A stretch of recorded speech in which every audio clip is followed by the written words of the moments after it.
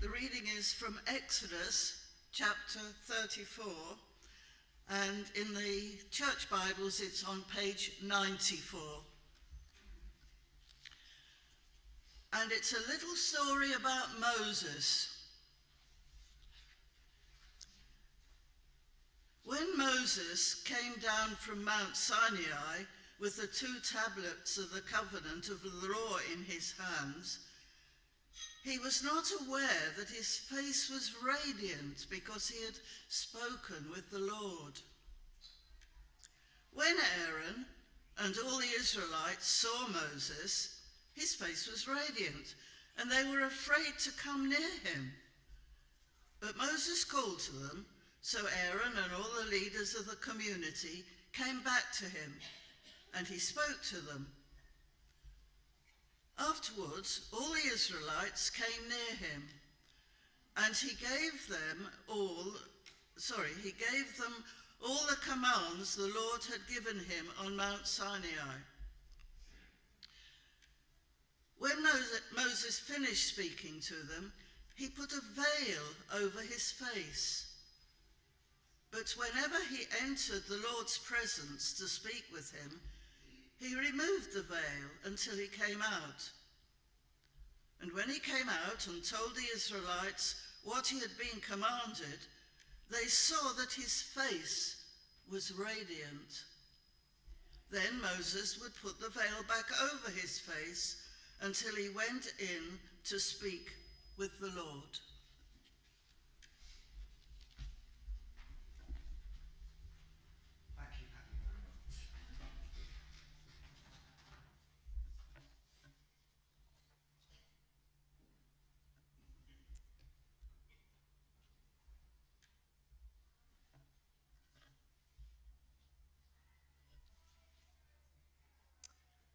Moses comes down the mountain carrying 2 tablets. For the second time, a second set of tablets. The first ones got broken. Moses broke them. Not accidentally, not kind of, oops, silly me, I dropped them, but in fury. For as Moses has been coming down the first time, having received the commands of God on the tablets of stone, he'd heard the noise of revelry in the camp. He'd been gone a while, and the people had got fed up waiting for him, and had colluded with the leaders, Aaron, to make an idol, a golden calf. Moses was furious. And he threw the tablets, which contained the commands of God, down on the ground. There was some fairly severe discipline that happened next. There's an extraordinary moment where God says to Moses, "You go on to the promised land, take the people there, I'm not coming." Really? God said that. And Moses pleads with God. If you're not coming, we're not going. What's the point? Without your presence with us, there is no life. No life except in your company. I'm paraphrasing what Moses said, this little exchange between God and Moses. God relents and says that he will come and go with his people, for in his presence there is life. A new set of commands are chiselled out, or rather 2 new stones are chiselled out, and Moses goes back up the mountain to be face to face with God, there in all his glory. The people keep their distance, they stay behind. And it's a good arrangement because it's a fearsome thing to be face to face with God. All glorious, all majestic. We don't really think very much about this today, do we? The awesome presence of God. Maybe we've become a little bit familiar. Right enough, God invites us to come near to him.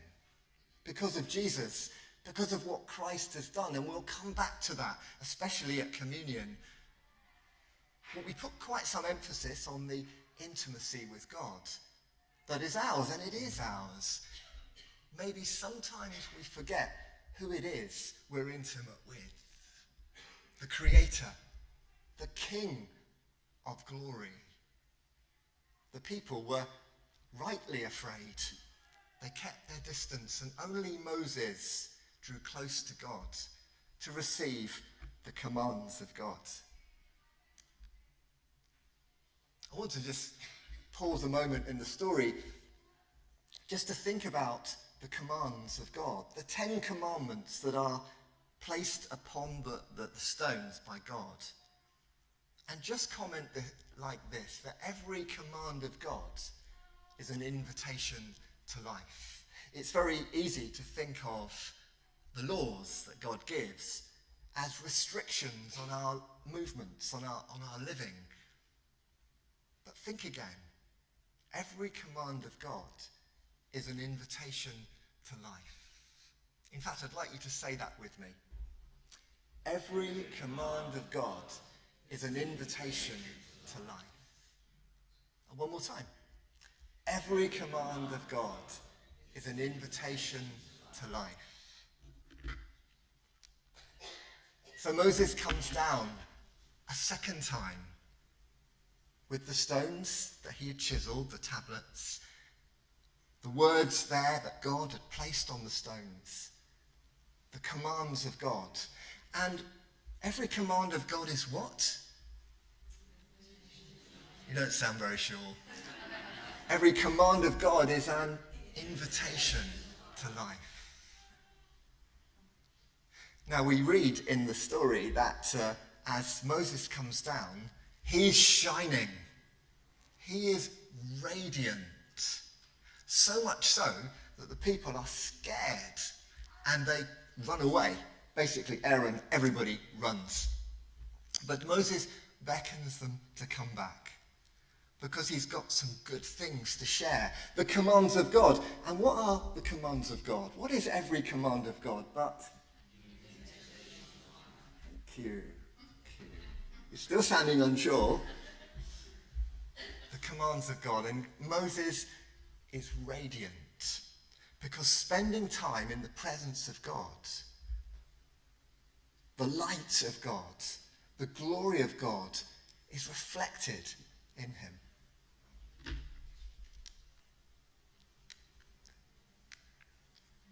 It's not. Oh, there we are. Actually, let's go there.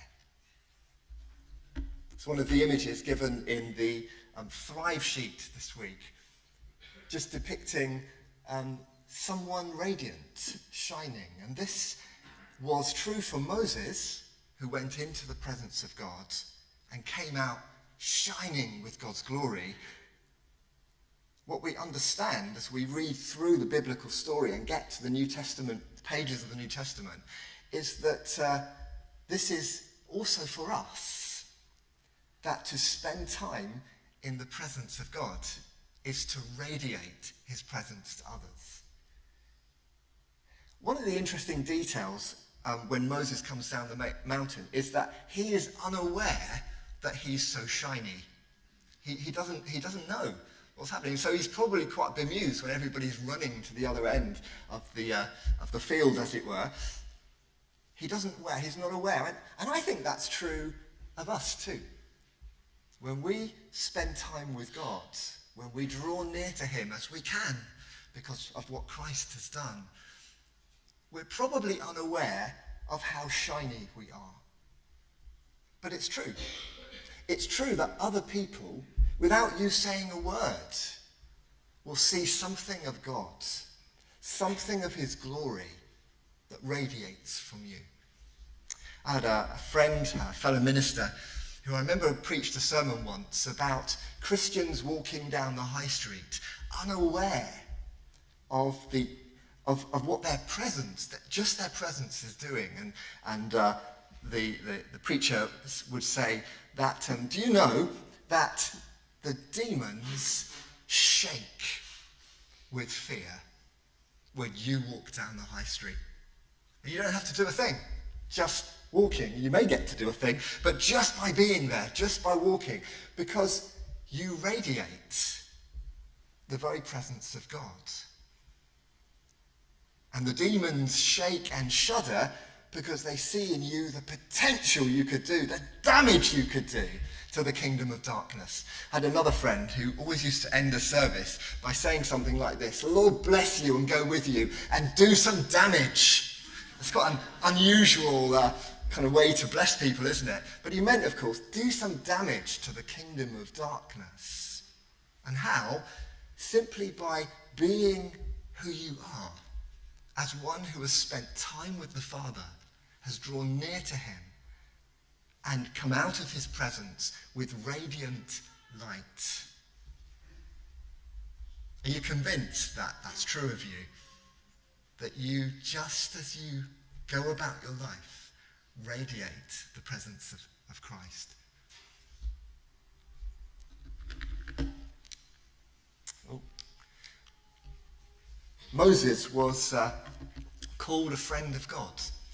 It says that God would speak to Moses face to face, as one does with a friend. It's an amazing description of the relationship between Moses and God. Moses, friend of God. And it's my understanding that we can enjoy this friendship too. That we are bid to come close to God, into his presence, and enjoy friendship. Did you notice at the end of the little promotional video that we watched, it talked there about prayer as two friends together. Keeping in mind who it is we're friends with, this all-glorious King of Kings, majestic, glorious God. But nonetheless, what Moses has is ours to enjoy, to enter into. Friendship with God, drawing near. Now, just to get practical about this, how is it that we come into that place of intimacy with God, with the King of the universe? Able to do so because of what Christ has done, and we will come back to that. But I want us to think for a few minutes about be still and know that I am God. I picked this up out of the prayer room just a minute ago. We had a great time of prayer, a few of us, before the service. Do come and join that if you want to, by the way. Around 10 past 10 through to about 20 past 10, there's a great little time of prayer going on in there, and everybody is welcome. And if we can't get everybody in, we'll go in the garden or something. We'll do something like that. But in the prayer room, I saw this: be still and know that I am God. Be still and know that I am God.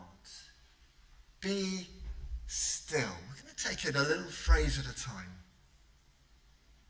because it starts here with what we were talking about earlier on, about being, just taking that moment, those moments to be still, to breathe. Be still. The kind of modern mindfulness movement knows about this. We've learned from outside the wisdom of the church that to learn to be still, to practice silence, is good for us. It's healthy. It makes us happier. And it's hard to argue with that. And that doesn't come from the scriptures. That comes from the well-being movement that has swept really through our society. It's perhaps nicely summed up in a poem by William Henry Davis, who lived between 1871 and 1940. He wrote a poem called Leisure. And I'll give you the full poem, but there's the punchline of the poem. What is this life if full of care we have no time to stand and stare? No time to stand beneath the boughs and stare as long as sheep or cows. No time to see when woods we pass, where squirrels hide their nuts in grass. No time to see in broad daylight streams full of stars like skies at night. No time to turn at beauty's glance, and watch her feet, how they dance. No time to wait till her mouth can enrich the smile her eyes began. A poor life this, if full of care. We have no time to stand and stare. Be still. We've already thought a little bit about how challenging that can be in a society, in a day, when there is so much noise and so much distraction. Social media sites are designed to keep our attention and keep moving our attention from one thing to the next, to the next, to the next. There are so many ways in which the life we lead works against the silence we need.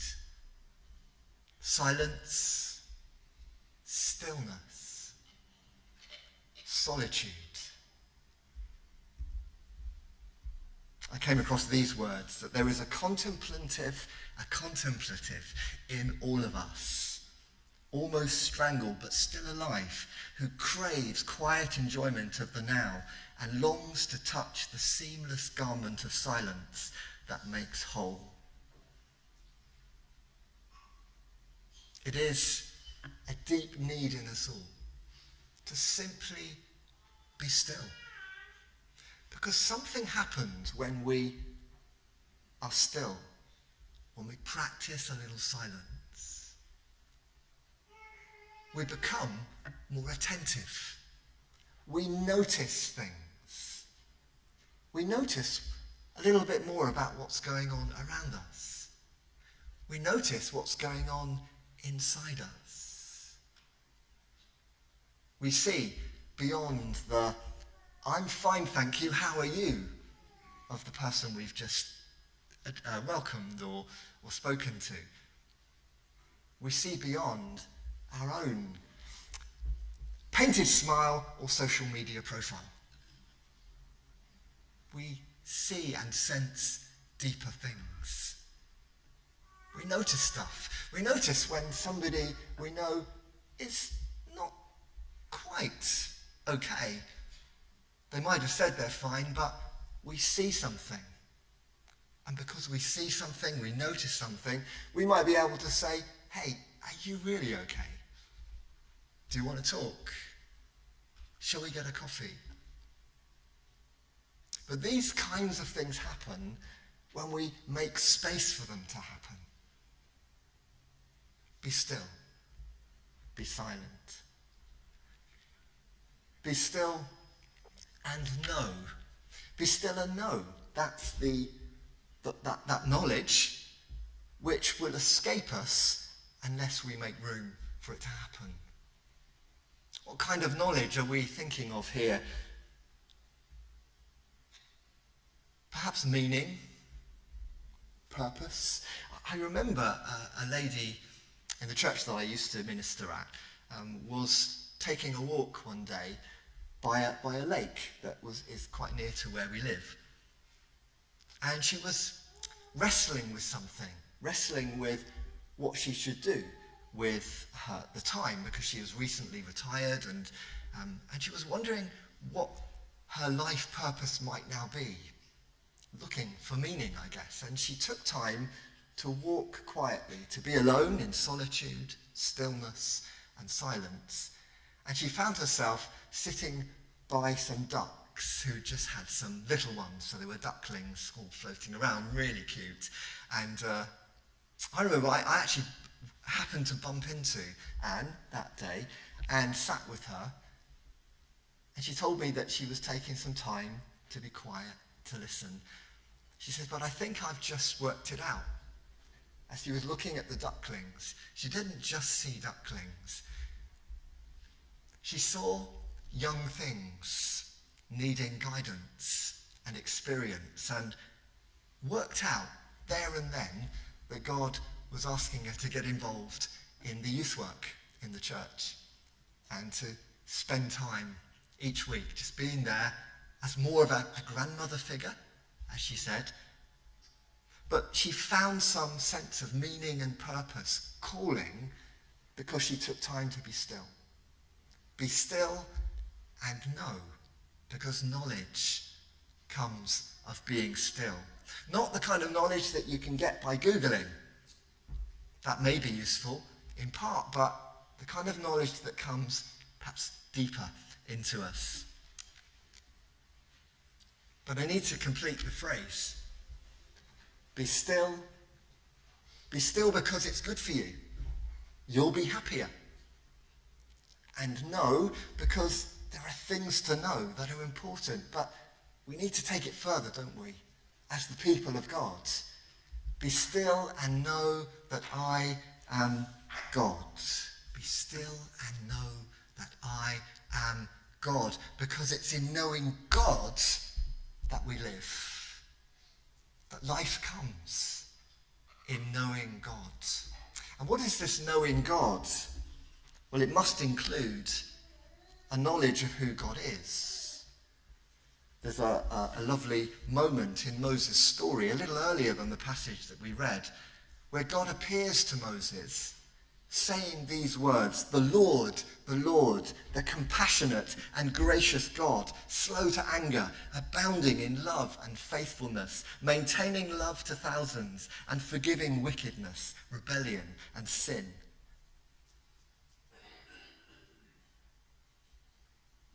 God's attributes, his character, his compassion, his goodness, his holiness.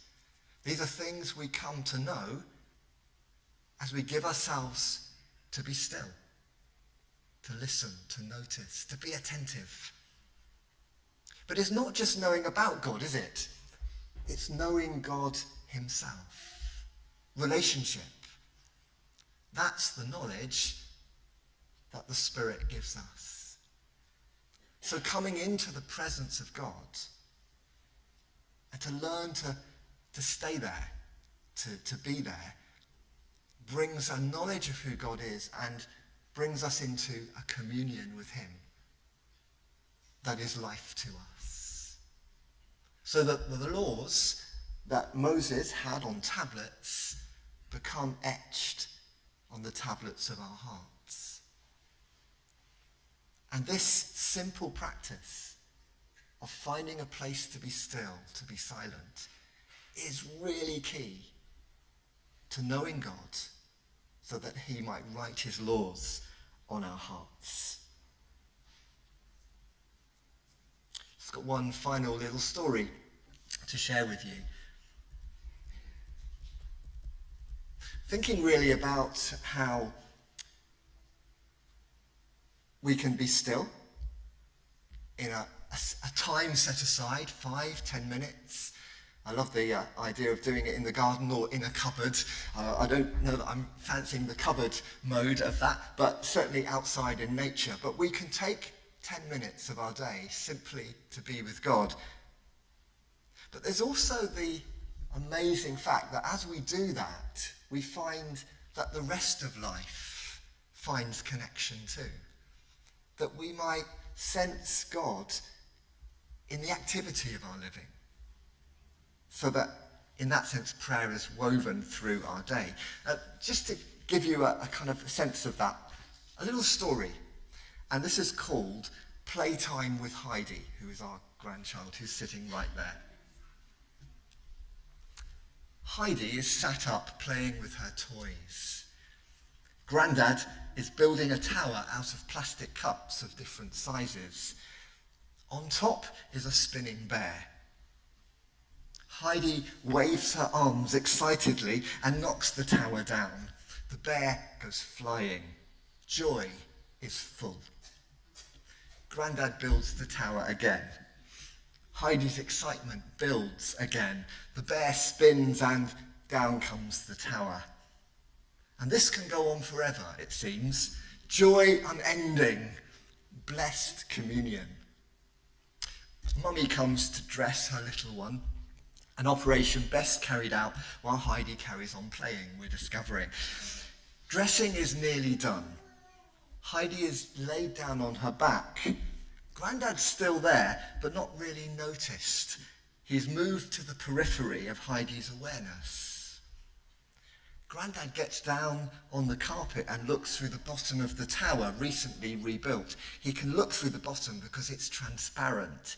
He waits a moment or two as Heidi is looking around the room, clutching a toy, playing.